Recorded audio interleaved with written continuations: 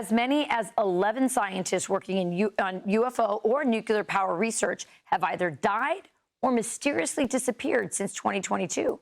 Many reportedly held high-level security clearances and access to sensitive information. The White House is now looking into whether these cases could be connected. Lawmakers, including members of the House Oversight Committee, are calling for answers. Congressman James Comer is here with a Fox and Friends exclusive to tell us more. Congressman, thank you so much for joining us this morning. You've sent out letters. I hope you're calling for hearings, but you say this is more than just a tragic mystery. This could be a national security concern. Explain.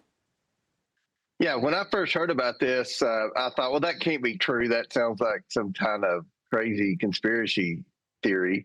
But once you see the facts, it would suggest that something sinister could be happening, and it would be a national security concern with 11 mysterious people that were very important to our nuclear program, all either mysteriously die or turn up missing.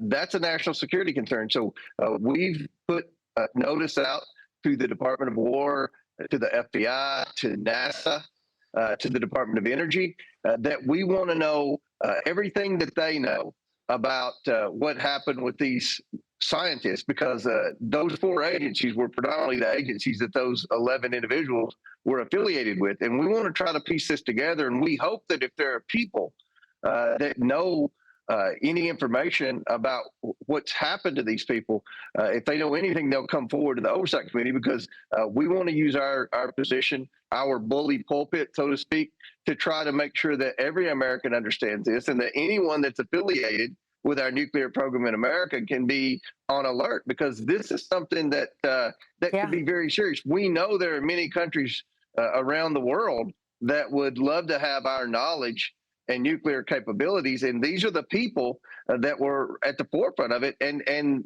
they're either dead or missing. Which countries are you looking at?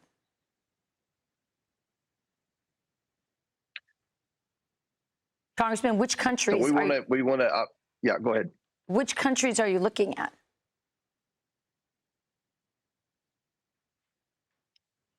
Congressman, can you hear me? I think I've lost I think he lost me. Okay, we're going to try to bring him back. We're going to check in with Adam Klotz, and we'll fix that, and we're going to come right back to this. All right, we're back with Congressman James Comer. Congressman, I think we got you back here. So let's pick up. We're talking about the scientists who are missing. You sent letters to several agencies: Pete Hegseth, FBI, Chris Wright at Energy, and Isaacman at NASA. First of all, why letters? Why not just bring them in and let's get these answers right away? Well, we plan on bringing them in. We want to do everything we can to see if there's anything that they would determine would be classified. We don't want to do anything to jeopardize an ongoing investigation. I know the president said there's an ongoing investigation, but as members of Congress and as leaders on the Oversight Committee, we're very concerned about this. This is a national security concern. This would suggest that something sinister may be happening. So we want to see what we can do, and hopefully with our bully pulpit, we can maybe bring attention to this and have anyone that knows of any information out there, have them contact Congress so we can help determine what's going on here and prevent this from happening in the future. Yeah, I know you're trying to figure out whether it's a foreign threat or if this is something from within our government. My concern would be that if it's within our government, the people you're bringing in are political appointees. And as you know, there are these lifer deep staters, and it's really hard to get information out of them. Right. I want to move to this because Ilhan Omar is, she's suddenly a millionaire. Her disclosures show $6 million and $30 million filed previously, amended to $18,000 and to $95,000. So what is going on here? And can we expect to see some sort of consequences for her?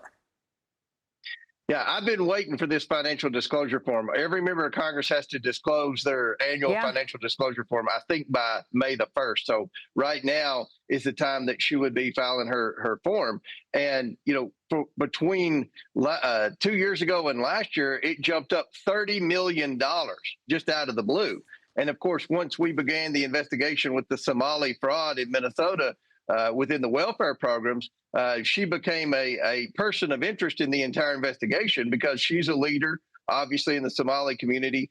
There's no question that there is rampant Somali fraud. And thank goodness we have Vice President J.D. Vance and his task force up there right now, going through and making arrests and putting people out of business that are defrauding the government. So we had questions about how her net worth jumped that much. She never said a word.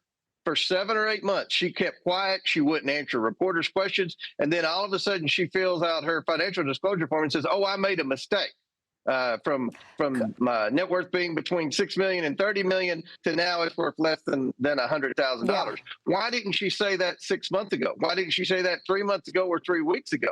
That's the question that every media outlet should be asking her. So we fully expect the Ethics Committee to dive into this. I've been pushing the Ethics Committee, which is the committee tasked with investigating members for misconduct.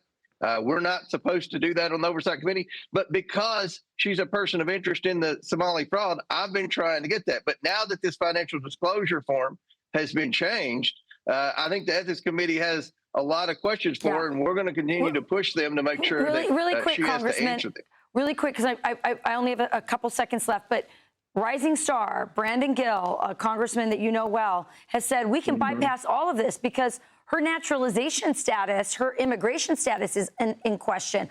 Are you going to dig into that? Because if there's a problem there, she's just out of Congress. Yeah, we all know the situation with the brother.